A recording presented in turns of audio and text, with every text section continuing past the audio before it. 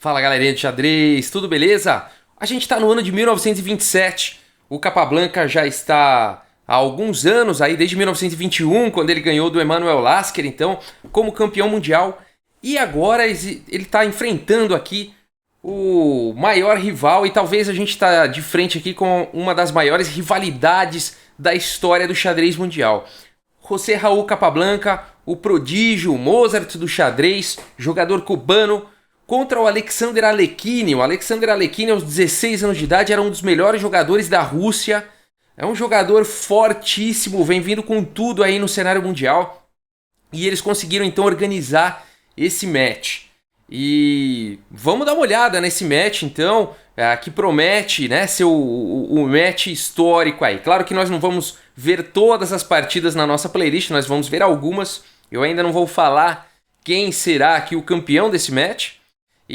Mas o que eu posso dizer é que foram 34 partidas, 25 vitórias, 25 empates, tá bom? E aí então você já viu que o número de vitórias é pequeno, né? De 34 partidas, 25 empates, já dá para você entender um pouco da rivalidade. Para você ter ideia, Ninzovic, Geza Maroksi e eu não me lembro de todos os jogadores, mas vários tinham certeza absoluta que o Capablanca seria o campeão mundial. Não tinham dúvida da superioridade do Capablanca. No entanto, Emanuel Lasker, Tartakover e o Hatch, o Richard Hatch e o Savielly Tartakover e o Emanuel Lasker, os três diziam que acreditavam nas chances do Alekhine. Então, olha o peso, né? São realmente opiniões de peso. E a gente tem então o match entre os dois. Vale dizer que o Capablanca é muito criticado aí por ter levado esse match com desleixo, diz que ele não se preparou. Muita gente aí critica o Capablanca por confiar demais na intuição, na genialidade dele, que ele chegava meio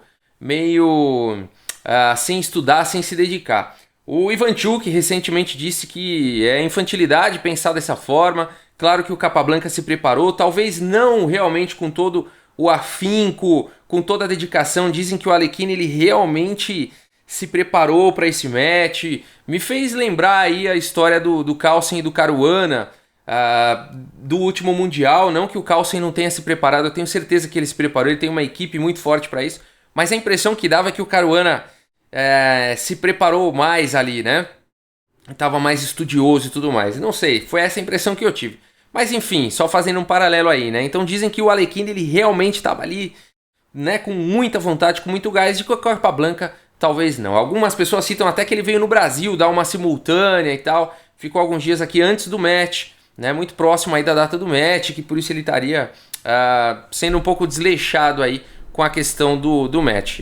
Na minha opinião, eu acho que não. Eu acho que José Raul Capablanca, é claro que ele tinha uma autoconfiança muito grande, mas eu não acho que ele teve um excesso de confiança a ponto de não estudar, não se dedicar pro Mundial, né? Mas aí vai da opinião de cada um.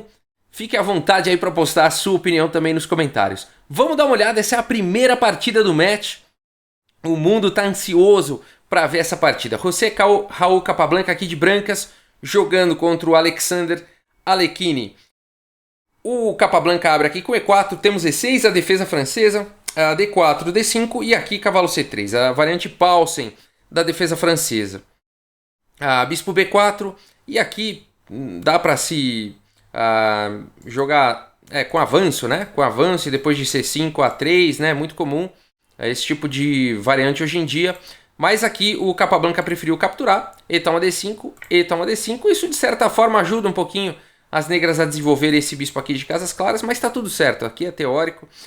Bispo D3, cavalo aqui em C6, fazendo uma pressão aí em D4, cavalo em E2 defendendo, cavalo de G em E7, roque, bispo em F5, desafiando então o bispo de casas claras, bispo toma, cavalo toma, dama D3 com o tempo sobre o cavalo de F5 e dama D7, desenvolvendo a dama, defendendo aqui o cavalo e dando a possibilidade do rei dar roque para qualquer um dos lados. Então permitindo aí, postergando um pouquinho aí a decisão do roque. E depois aqui de cavalo D1, o Alekhine preferiu aqui jogar de forma sólida e dar roque na ala do rei. A partida segue agora com cavalo em E3, brigando aqui com esse cavalo aqui de F5, cavalo toma em E3, bispo toma em E3, torre de F em 8 e o lance aqui cavalo em F4, de certa forma fazendo uma pressão no peão de D5, lances como dama B3 poderão ser jogados, né, fazendo uma pressão aqui na casa de D5. A partida seguiu com o bispo D6, atacando aí o cavalo, a torre de F em 1, e aqui talvez um lance do tipo cavalo D5 fosse possível, tá bom? Cavalo toma D5, bispo toma em H2 com cheque, rei toma em H2, dama toma aqui em D5, e o lance como C4 daria um bom jogo aqui para as brancas, ficaria bacana. Mas depois de torre de F em E1, a partida seguiu aqui com cavalo B4, atacando aí a dama, dama B3, fazendo uma pressão aqui em D5, e aqui dama em F5, atacando aqui em C2, o peão de D5 está muito bem defendido, é uma posição interessante, e fazendo uma pressão também aqui em F4, né? E o lance jogado foi torre de A em C1, e a ideia aqui é o seguinte, você fala, poxa, mas esse cavalo está atacado duas vezes, né? Não dá para o bispo capturar? Bom, se o bispo capturar, está caindo aqui o cavalo de B4, né? Dá para tomar agora aqui em B4, tá bom? Então, faz sentido, né? O lance aqui de torre de A em C1, jogado pelo Capablanca, defendendo então o peão de C2, e o cavalo não está caindo, uma vez que se o bispo capturar o cavalo, a dama vai capturar o cavalo de B4, tá? Só que nessa posição o Alekhine faz um lance muito interessante, né? Se você até quiser dar pause nessa posição e encontrar um lance legal para as negras, aqui o Alekhine mostra todo o seu estilo, toda a sua força aqui nessa posição. Se você quiser encontrar, vale a pena, tá bom? E eu espero que você tenha encontrado a sequência aí do Alekhine, que é muito bacana. Ele vai corajosamente aqui com o cavalo, toma aqui em C2, olha que legal o lance jogado pelo Alekhine. Bom, aqui se dama toma C2, né? Simplesmente a dama troca, e aí depois toma aqui em F4, e o bispo não pode capturar de volta, senão tá caindo a torre. Olha que bacana, né? Então depois de cavalo, toma aqui em C2, não tomou de dama, tomou com a torre toma em C2. Só que esse tema aí do backrank, que a gente chama, né, do checkmate aqui na primeira horizontal, continua existindo, porque agora o Alekhine continua com dama toma em F4. Olha que bonita a partida, né? O bispo não pode capturar, porque senão torre toma torre aqui e vai ser checkmate, né? Então, bonita a posição, recuperou sua peça e ganhou um peão. Então, no final das contas, o Alekhine tá com um peão a mais aqui. A partida segue com G3, dando respiro para o rei e agora sim atacando a dama. A dama em F5, defendendo D5, fazendo uma pressão em C2. A torre de C aqui em E2, indo para a coluna E. B6, a dama aqui em B5, fazendo uma grande pressão ali na casa de E8. A H5 foi jogado, dando um respiro aí para o rei. H4, segurando o avanço na ala do rei. E aqui torre em E4 foi jogado. E aqui bispo D2. O Capablanca está tentando desafiar aqui, né? Aqui, na verdade, ele está ameaçando capturar a torre. O peão está cravado, né? Senão dama capturaria a dama. Então a partida segue com torre, toma o peão aqui em D4. E agora não tem mais nada disso. Bispo C3. O Capablanca aqui está com 2 peões a menos. Vamos ver se tem compensação, né? A torre aqui em D3. Bispo em E5 oferecendo aí a troca. Torre D8 defendendo, bispo toma D6, torre toma D6, e aqui o lance torre em E5 atacando a dama. A dama em F3, torre toma em H5, olha que bacana esse lance, né? Você vai falar, poxa, mas o peão de H5 está defendido aqui pela dama. Mas o ponto todo é que a dama está defendendo a torre de D3, né? Então quando a dama for para H5, ela perde a proteção de D3. A partida segue então com dama toma em H5, e não imediatamente capturando aqui em D3, mas primeiro com torre E8 cheque, e depois de rei H7, lance forçado, agora sim toma em D3 com um tempo aí, com cheque, né? A dama G6 cobrindo, e aqui o lance dama D1, mantendo a dama aí no tabuleiro.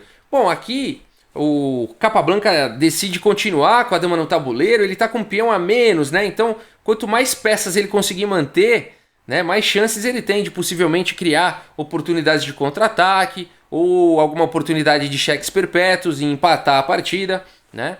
Então é melhor manter as peças no tabuleiro quando você tem peões a menos, né? A torre E6 aqui tentando trocar, e aqui então o Capablanca não quer trocar, ele joga aqui com torre em A8, tá bom? Vale dizer que nessa posição talvez torre F8 fosse um lance interessante, fazendo uma pressão aqui no peão de F7, por exemplo, dama F5, a torre D8, a torre D6, torre toma D6, C toma D6, e pelo menos a gente teria uns peões dobrados aqui, apesar do peão a menos, poderia ser uma possível continuação, tá bom? Mas torre A8 foi jogado, e a partida seguiu com torre E5, torre toma em A7 e agora C5. Bom, o Capablanca está com só um peão a menos agora, só que as pretas estão com uma estrutura de peões poderosa aqui, né? Um peão passado aqui perigosíssimo. A partida seguiu com torre D7 e esse aqui foi um erro. Aqui ainda dama F3 seria um lance bastante interessante aqui pelo Capablanca, mais uma vez com o tema aí de fazendo a pressão em F7. E aqui, por exemplo, torre F5 para defender, dama D3, D4, B3, uma possível continuação, tá, gente? Dama aqui em E6, G4, dama E1 cheque, dama cobrindo F1, só para ilustrar, tá, gente? Não se preocupem aí com os lances, é só para ilustrar realmente aqui que seria uma posição bastante equilibrada aqui, tá bom? Então aqui a gente vê inclusive uma igualdade material aí, a torre tá defendendo aqui o peão de A7, poderia até tomar em F7 agora, e fica tudo igual, fica bem equilibrado, tá? Então seria uma oportunidade aí de equilibrar a partida depois de C5 com o lance dama em F3. Mas a partida seguiu com torre aqui em D7 e as brancas não tem muito tempo para isso, né? Agora dama E6 atacando aí a torre, dama D3 cheque, G6 cobrindo, torre D8, né? Essa torre aí segurando uma casa lá no fundo, né? Só que agora as pretas conseguem avançar com D4, A4, torre E1 cheque. Pouco a pouco as pretas vão avançando aí na posição, rei G2, dama C6 cheque, a posição vai ficando complicada, né? Esse rei aqui não pode sair daqui, senão tá entrando dama, ou a própria torre, né? Perigosíssimo. Então F3 cobrindo, só que agora a torre E3 atacando a dama e atacando o peão de F3, essa dama tem que sair daí para D1, né? Para continuar defendendo o peão de F3.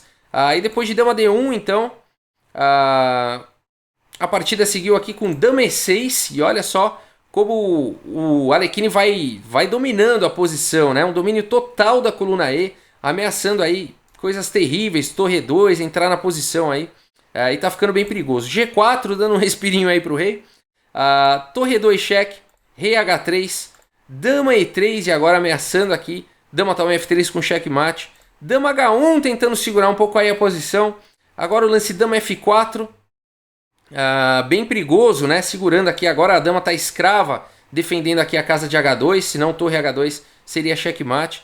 E depois de H5, não tem muito que as brancas fazerem. Se você até quiser encontrar aqui o lance do Alekhine, um lance forte, um lance de arremate da posição, muitos lances são bons aqui, tá? Se você encontrou, por exemplo, aqui o lance torre E3, parabéns, esse já é um lance vencedor. O lance jogado aqui na posição foi torre F2 com a mesma ideia, né?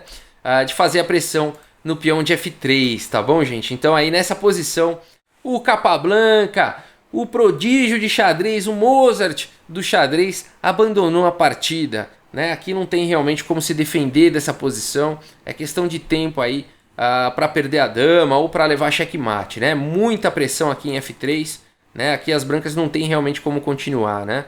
Torre D7, por exemplo, a torre toma em F3, e aqui já não dá pra... Aqui vai ter que sacrificar a dama, né? Se vier pra G2, simplesmente dama G3 seria checkmate, tá bom? E se vier pra H4, a G5 seria checkmate, tá? Então, depois de torre F3, teria que sacrificar a dama. E aqui não precisa nem continuar a análise, né, pessoal? Já dá pra ver que nesse nível aí não teria problema nenhum o Alekhine vencer essa partida com essa vantagem material tão grande, né? Legal, né, gente, essa partida. A gente tá vendo aí que o Alekhine chegou chegando, né? Imagina, aos 16 anos ele já era um dos melhores jogadores da Rússia. Tá de pau a pau aí, né, contra o prodígio que aos 9 anos o Capablanca venceu o título de Cuba, venceu, foi campeão cubano, campeão nacional lá em Cuba aos 9 anos de idade. Então a gente tem dois gigantes aqui no tabuleiro e uma das maiores rivalidades da história do xadrez é Capablanca e Alekhine. Eu vou contar mais para vocês sobre essa rivalidade no desenvolvimento aí da nossa playlist, tá bom? Espero que vocês tenham gostado aí dessa partida, a primeira partida do match, desse match histórico Capablanca-Alekhine. Muito obrigado aí pela audiência, gente, um grande abraço e até a próxima, pessoal, valeu!